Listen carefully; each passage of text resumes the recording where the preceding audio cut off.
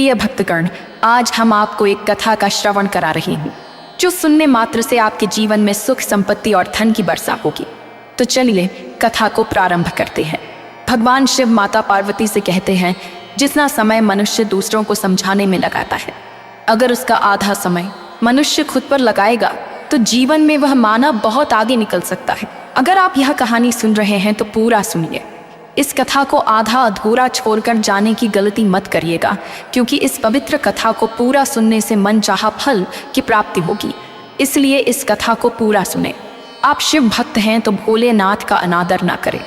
मनुष्य वक्त से लड़कर जो अपना नसीब बदल ले, इंसान वही है जो अपनी तकदीर बदल ले।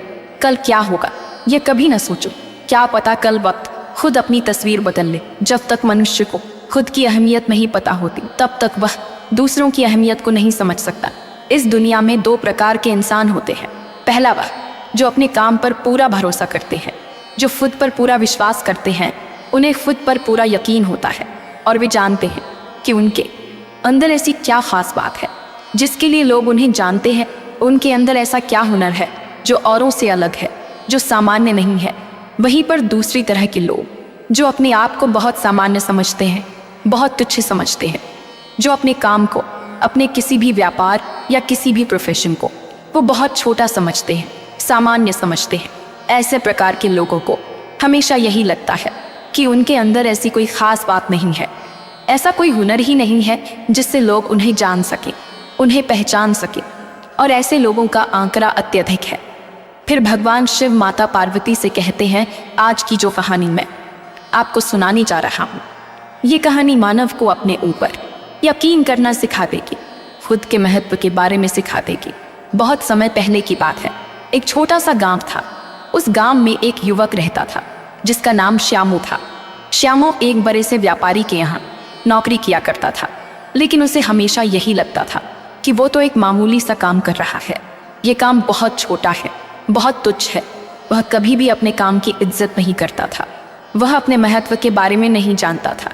जो भी कार्य वो करता उसे वो बहुत घटिया काम लगता था, और उसके मन में केवल एक ही विचार चलते थे कि मैं इस काम को कितनी जल्दी छोड़ दूं और मैं खुद का व्यापार शुरू करूं।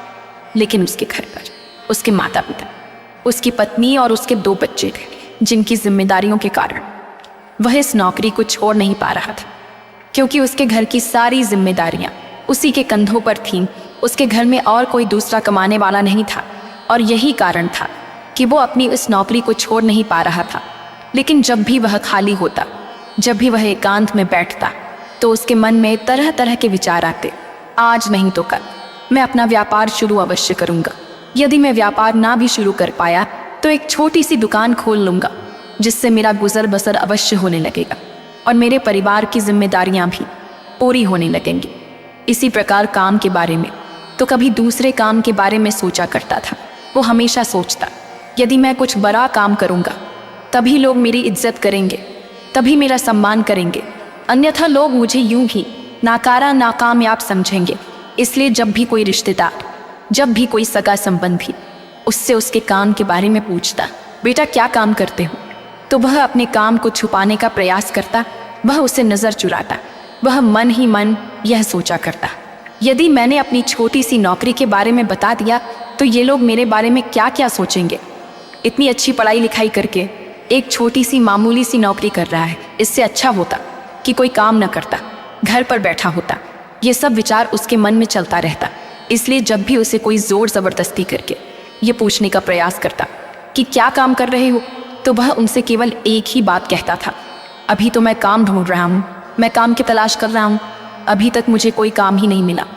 क्योंकि अपने मन में वह हमेशा एक ही बात सोचा करता था कि अपने काम के बारे में किसी को भी बताना सही नहीं रहेगा, अन्यथा लोग मेरा मजाक उड़ाएंगे, मेरे बारे में न जाने क्या क्या सोचेंगे, न जाने कैसे कैसी बातें करेंगे, जिससे इस समाज में मेरी इज्जत घट जाएगी और लोग मुझे ताने मारेंगे। वह तरह तरह के उलाहने देंगे। इसी प्रकार के विचार उसके मन में हमेशा चलते रहते थे, और वो हमेशा बहुत परेशान रहता था।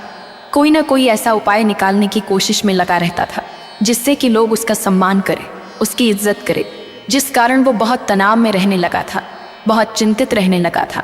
और जो नौकरी वो किया करता था, उस नौकरी में उसे अच्छा वेतन मिलता था, जिससे उसका, उसके पूरे परिवार का भरण पोषण बहुत आसानी से हो जाता था, लेकिन फिर भी वो अपने आप को बेकार समझता था, नाकारा नालायक समझता था, जिस कारण उसे रातों को नींद नहीं आती थी। वह बहुत चिंतित रहता, परेशान रहता। वो अपने आप को हमेशा फालतू समझता था। उसे लगता कि वो इस दुनिया में एक अकेला ऐसा इंसान है जो पूरी तरह से बेकार है, नालायक और निकम्मा है। कभी कभी तो उसके मन में आत्महत्या करने के विचार भी उत्पन्न होने लगता था, लेकिन जैसे तैसे वो खुद को मना लेता और अपने कामों में लग जाता। एक दिन की बातें हैं, श्यामू अपने मालिक के काम से कहीं बाहर जा रहा था। तभी रास्ते में उसे एक सन्यासी मिली। वह सन्यासी श्यामू से बड़ी विनम्रता से भिक्षा मांगता है। तब श्यामू उन सन्यासी से कहता है, हे महात्मा, आपके चेहरे पर अजीब सा तेज है, पर आपके मन में अजीब सी शांति महसूस हो रही है। आप बड़े दयालु मालूम पड़ते हैं। भला आजकल इस तरह से कौन बात करता है? जिसे देखो वह क्रोधित है, जिसे देखो वह ईर्ष्या करता है, जिसे देखो एक दूसरे से चुगली में लगा रहता है। कोई किसी की इज्जत नहीं करता, कोई किसी का सम्मान नहीं करता। लेकिन आपकी की वाणी ने एक ही पल में मेरा मन मोह लिया है। क्या आप कोई जादूगर है? श्यामू की ये बात सुनकर वह सन्यासी मुस्कुराने लगे। तब श्यामू उस सन्यासी से कहता है, हे महात्मा, आप क्यों मुस्कुरा रहे हैं? मैंने क्या कुछ गलत कह दिया? तभी वह सन्यासी कहते हैं, हर कोई दयालु है, हर कोई करुणा से भरा हुआ है, लेकिन वह खुद को नहीं जान पाता, वह खुद को समझ नहीं पाता, और यही कारण कि वह किसी का सम्मान भी नहीं करता है। तभी श्यामू खुद को संबोधित करते हुए कहता है, हे महात्मा, मैं सबकी मदद करना चाहता हूँ। मैं हमेशा दूसरों के काम आता हूँ। उसके बावजूद भी लोग मेरी इज्जत नहीं करते, मेरा सम्मान नहीं करते। ऐसा करना तो दूर, वो मुझसे ढंग से बात तक नहीं करते। उन्हें मेरी कोई कद्र नहीं, मुझसे कोई पूछता तक नहीं है। और ये सब देख देख कर मेरा मन आंसू से भर जाता है, और मेरे मन में तब ये विचार आता है कि मैं किसी काम का नहीं हूँ। मैं तो व्यर्थ में ही ये सारे काम कर रहा हूँ, एक छोटा सा काम जिसे मुझे नहीं करना चाहिए, जिस वजह से मेरे मन में कभी कभी उन सभी के प्रति ईर्ष्या भी उत्पन्न होने लगती है। हालांकि मैं उनका बुरा नहीं चाहता, मैं हमेशा दूसरों की मदद करना चाहता हूँ, लेकिन वो लोग कभी मेरी इज्जत नहीं करते, ना ही मेरा सम्मान करते हैं। कम से कम उन्हें एक बार मुझसे हंसकर बात तो करनी चाहिए, कम से कम उन्हें एक बार मेरा सम्मान तो करना चाहिए। उन लोगों को कम से कम एक बार ये दिखाना तो चाहिए कि वो मुझसे प्रेम करता है, मेरा सम्मान करता है, मेरी कद्र करता है। तभी वह सन्यासी श्यामू से कहते हैं, बंदे, क्या तुम्हें भी ऐसा प्रतीत होता है मानो तुम बहुत छोटे हो, तुम अपने काम को छोटा मानते हो, तुम्हें हर चीज़ छोटी और अधूरी महसूस होती है? इस पर श्यामू कहता है, हाँ महात्मा, मुझे हर चीज़ छोटी महसूस होती है। मुझे लगता है कि ये कार्य मेरे लिए बहुत छोटा है, मुझे ये सब नहीं करना चाहिए। मुझे लगता है कि लोगों को मेरा मान सम्मान करना चाहिए, लेकिन वे लोग मेरी कदर तक नहीं करते। आगे श्यामू उस सन्यासी से कहता है, हे महात्मा, क्या ऐसा कोई उपाय है, क्या ऐसा कोई तरीका है जिससे लोग मेरी इज्जत करें, मेरा मान सम्मान करें, और इस समाज में मैं दूसरों के बीच, अपने परिवार के बीच अपनी महत्वता को बढ़ा सकूं? ऐसा कोई तो तरीका होगा, ऐसा कोई उपाय होगा। इस पर सन्यासी मुस्कुराने लगे और श्यामू को जवाब देते हुए कहते हैं, बंदे, जब तक तुम खुद को नहीं समझोगे, खुद को नहीं जानोगे और खुद का सम्मान करना नहीं सीखोगे, तब तक लोग तुम्हारी कदर नहीं करेंगे। जब तक तुम खुद को ही छोटा मानोगे, तब तक भला तुम्हें कोई दूसरा कैसे बड़ा मान सकता है? आगे वह सन्यासी श्यामू से कहते हैं, बंदे, अभी कुछ देर पहले मैंने तुमसे भिक्षा मांगी थी। ऐसा नहीं है कि हर द्वार से हमें भिक्षा मिल ही जाती है। कुछ द्वार पर तो हमें यूं ही खाली हाथ लौटना पड़ता है, लेकिन हमें जो कुछ भी मिलता है उसके लिए हमारे मन में धन्यवाद की भावना होती है। धन्यवाद का भाव होता है जिससे हम खुद को सम्मान दे पाते, दूसरों के प्रति प्रेम सिखा पाते हैं। किंतु जब तक हम खुद को कोसते रहेंगे, खुद को नीचा दिखाते रहेंगे, तब तक हम खुद से प्रेम नहीं करते। जब हम खुद की ही इज्जत नहीं करते, तो भला लोग हमारी इज्जत क्यों करेंगे? जब हम खुद से ही प्रेम नहीं कर सकते, तो लोग हमसे प्रेम क्यों करेंगे?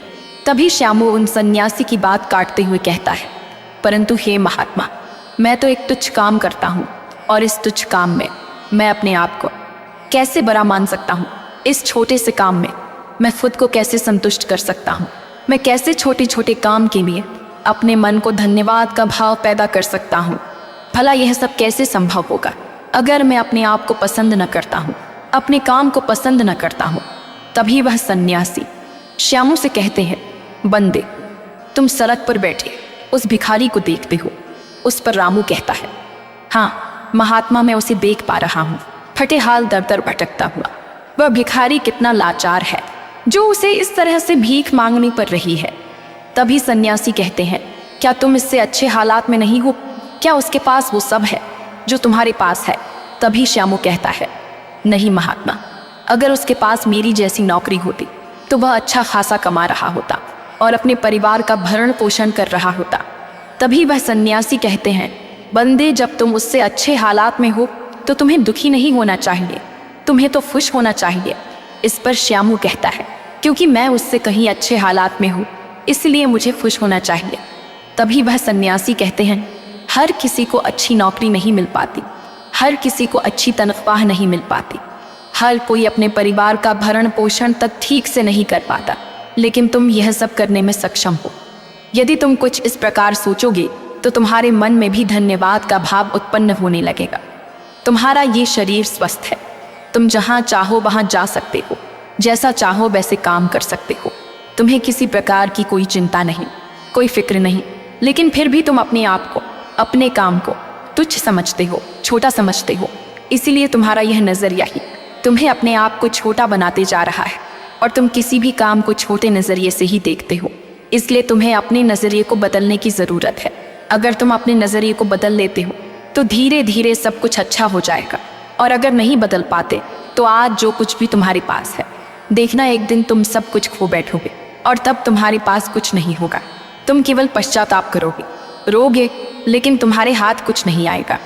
लेकिन यदि एक बार तुम खुद से प्यार करना सीख जाओ तो तुम्हारा विश्वास खुद पर बढ़ने लगेगा, और खुद पर विश्वास बढ़ने के बाद सबसे पहला बदलाव जो तुम्हारे अंतर मन के अंदर आएगा वह होगा प्रेम, और प्रेम भाव का हमारे मन में उत्पन्न होना, अर्थात हमारा खुद पर विश्वास बढ़ना।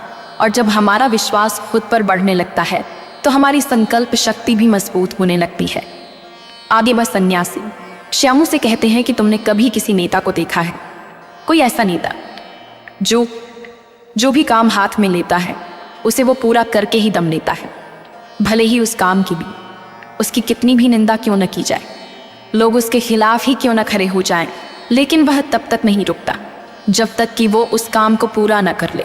यदि वो किसी अच्छे कार्य में जुटा है तो लोग खुद ब खुद उसकी इज्जत करेंगे, उसका सम्मान करेंगे, और लोग उसके साथ जुड़ते चले जाएंगे, जिससे उसका एक अलग ही महत्व बन जाएगा। लोग उसकी वैल्यू भी करेंगे। ठीक उसी प्रकार तुम्हें भी अपने जीवन में जिस काम को अपने हाथ में लेते हो उसे सही ढंग से और सही तरीके से पूरा करना है, और तब तक तुम्हें रुकना नहीं है जब तक कि तुम उस काम को पूरा न कर लो। यदि तुम ऐसा करते हो तो तुम्हें लोग देखेंगे, तुम पर ध्यान देंगे, और सब लोग इस बात से जानने लगेंगे कि व्यक्ति जो भी काम अपने हाथ में लेता है उसे पूरा करके ही दम लेता है, जिससे लोगों की नज़रों में तुम्हारा मान सम्मान, तुम्हारी वैल्यू बनने लगेगी, लोग तुम्हारी कदर भी करेंगे। आगे वह सन्यासी श्यामू को अगला तरीका बताते हुए कहते हैं, जब हम दूसरों के काम आते हैं, दूसरों की मदद करते हैं, तो इससे भी लोगों के बीच हमारी महत्वता बढ़ जाती है, जो बहुत अच्छी बात है।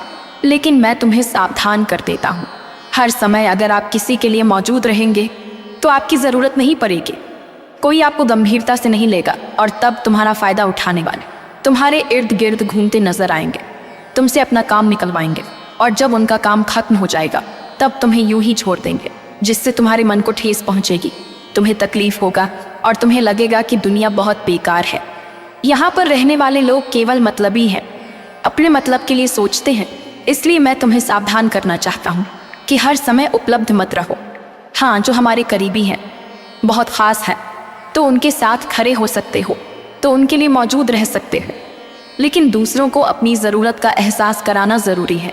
जब भी कोई ऐसा काम करो जिसमें तुम माहिर हो तो उन्हें तुम्हारी कमी महसूस होनी चाहिए, उन्हें ये प्रतीत होना चाहिए यदि यहाँ पर श्यामू होता तो ये काम झट से हो जाता, यदि यहाँ पर श्यामू होता तो इस काम को करने में हमें समय भी नहीं लगता, यदि श्यामू होता तो इस काम को वो बड़ी सरलता से कर देता। ऐसा करने से लोगों के बीच तुम्हारा मान सम्मान और तुम्हारी इज्जत और बढ़ेगी। आगे वह सन्यासी श्यामू से अगली बात बताते हुए कहते हैं, अपना काम पूरा होने से पहले कभी भी उसके बारे में किसी को न बताना, वरना तो तुम मजाक के पात्र ही बन के रह जाओगे। कुछ लोग काम पूरा होने से पहले ही ढिंढोरा पीट देते हैं, हाँकने लगते हैं। और कुछ लोगों की तो आदत होती है कि वो काम करने से पहले ही लंबी लंबी फेंकते हैं, भले ही उस काम को करने में सक्षम हो या ना हो, भले उस काम को वो शुरू तक ना करे, जिस कारण बाद में उन्हें शर्मिंदा होना पड़ता है। लोग उनका मजाक बनाते हैं, उनकी निंदा करते हैं, और ऐसे लोगों को कोई गंभीरता से नहीं लेता, ना ही इनकी कोई इज्जत करता है, ना ही इनका कोई सम्मान करता है। क्योंकि तुम भी ऐसा करोगे तो तुम्हें भी कोई गंभीरता से नहीं लेगा। इसीलिए चुप रहकर अपने काम को निरंतर करते जाओ, और आपकी निरंतरता ही आपको अपनी लक्ष्य तक पहुंचा देगी।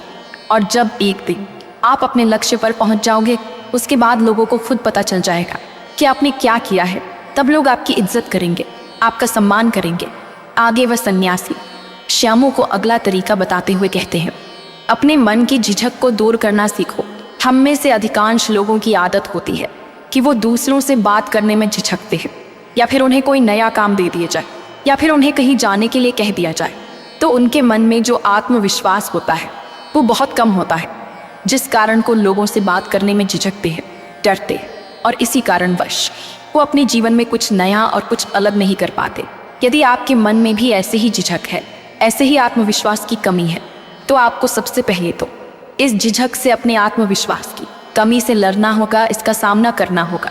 फिर सन्यासी कहते हैं, जैसे कि मान लो यदि आपको किसी अनजान व्यक्ति से बात करने में झिझक होती है, तो आपको आज से जब भी कोई अनजान व्यक्ति मिले तो उससे ज़बरदस्ती बात करने का प्रयास करना चाहिए, बात करने का अभ्यास करना चाहिए। और अभ्यास करते करते एक दिन आप उनसे बेझिझक बात करने लग जाओगे। आप किसी भी अनजान व्यक्ति से धड़क बात कर पाएंगे, मानो ऐसा लगेगा ही नहीं कि आपने कभी उनसे मिला तक नहीं, और ये आपकी पहली मुलाकात है। और जब आपके अंदर ये आत्मविश्वास जग जाएगा या आत्मविश्वास बढ़ जाएगा, तो जब भी आप लोगों के सामने अपनी बात रखेंगे तो वह साफ और स्पष्ट तौर पर रख पाएंगे, जिससे लोगों को आपकी बात साफ और स्पष्ट तौर पर समझ में आएगी और लोग आपकी बातों से सहमत होंगे। आगे वह सन्यासी श्यामू को अगला तरीका बताते हुए कहते हैं, श्यामू, मेरी एक बात याद रखना, तुम चाहे कितने भी भौतिक सुख पालो, लेकिन घमंड कभी न करना, क्योंकि घमंड की तलवार ऐसी है, इसकी धार इतनी तेज है कि कब तुम्हारी गर्दन कट जाएगी तुम्हें पता तक नहीं चल पाएगा। हम में से अधिकांश लोग उपलब्धियां हासिल करने के बाद कुछ लोगों को ये बुखार हो जाता है, कुछ लोगों को ये घमंड हो जाता है कि उनसे सर्वश्रेष्ठ और कोई है ही नहीं। वो जो कुछ कर रहे हैं वही सही है और बाकी जो कर रहे हैं वो गलत है। जैसी वो बातें करते हैं वो सही है, जैसे वो कपड़े पहनते हैं, जो वो काम करते हैं वो सब कुछ सही है और बाकी सब गलत है, जिस कारण आप लोगों की कदर करना भूल जाते हैं, लोगों की इज्जत करना भूल जाते हैं। आपके सामने यदि आपसे कोई अधिक जानता है, आपसे अधिक कोई उपलब्धि हासिल करने वाला व्यक्ति भी आपके सामने खड़ा हो, तो आप उससे कभी कुछ सीख नहीं सकते, बल्कि आप उसकी निंदा करेंगे, उसका अपमान करेंगे। इसलिए जब भी हम अपने जीवन में कोई नई उपलब्धियां हासिल करते हैं जो आसान नहीं होती, तो हमारे मन में यह घमंड भी पनपने लगता है। ऐसे समय पर हमें अपना निरीक्षण करते रहना चाहिए कि कोई उपलब्धि हासिल करने के बाद हमारे भीतर अहंकार तो नहीं भर रहा है, कहीं हम अपने नीचे ओहदे वाले व्यक्तियों से गलत तरीके से पेश तो नहीं आ रहे, कहीं हम अपनी बातों से किसी का अपमान तो नहीं कर रहे, किसी का मजाक तो नहीं उड़ा रहे हैं, किसी को छोटा तो नहीं समझ रहे हैं। इस बात का निरीक्षण आध्यात्मिक उन्नति के लिए बहुत ज़रूरी होता है, क्योंकि आध्यात्मिक उन्नति में हमारा अहंकार ही सबसे बड़ा रोड़ा होता है। आखिर में सन्यासी श्यामू से कहते हैं, हम सभी इस समाज में रहते हैं और ये समाज हमारे लिए ही बनाया गया है, इसलिए हमें इस समाज की मदद करनी चाहिए, इस समाज में रहने वाले लोगों की मदद करनी चाहिए, उनके सामने अच्छे से पेश आना चाहिए। ये सारी बातें समाज भी एक बहुत ही समझदार इंसान के तौर पर पेश करती हैं और लोग आपसे हमेशा जुड़े रहने का प्रयास करते हैं, क्योंकि उनके मन में जो प्रेम है, जो भाव है, आपके प्रति जो इज्जत है, वही उन्हें आपसे जोड़े रखता है, जिसे लोग आपका मान करते हैं, आपका सम्मान करते हैं, आपकी इज्जत करते हैं और लोग आपकी कदर भी करते हैं। इसलिए पहले खुद से प्रेम करना सीखो, अपने काम से प्रेम करो, अपने आप से प्रेम करो, धन्यवाद का भाव पैदा करो, क्योंकि हर कोई यहाँ पर आभारी है।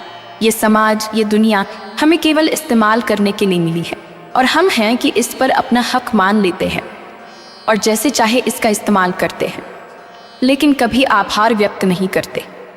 आगे वह सन्यासी श्यामू से कहते हैं, आज से ही अपने आप को छोटा समझना भूल जाना, क्योंकि जब तक तुम खुद को छोटा समझोगे तब तक तुम हर चीज में निंदा ही करोगे, निंदा ही देखोगे और लोगों के प्रति ईर्ष्या का भाव भी रखोगे। इसलिए आज से अपने मन से ये भाव निकाल देना कि तुम छोटे हो और तुम एक तुच्छ काम कर रहे हो। जैसा कि मैंने तुम्हें पहले बताया, जितना तुम पा रहे हो, जो तुम कर रहे हो, ये बहुतों के नसीब में भी नहीं होता। इसलिए आज से ये भाव बदल कर उसकी जगह पर प्रेम का भाव उत्पन्न करो। इतना कहकर वह सन्यासी अपना भिक्षा लेकर वहां से आगे की ओर चल पड़े और श्यामू भी उन्हें प्रणाम करके अपने काम की ओर खुशी खुशी आगे बढ़ता गया। इतना कहकर भगवान शिव इस कहानी को समाप्त करते हैं।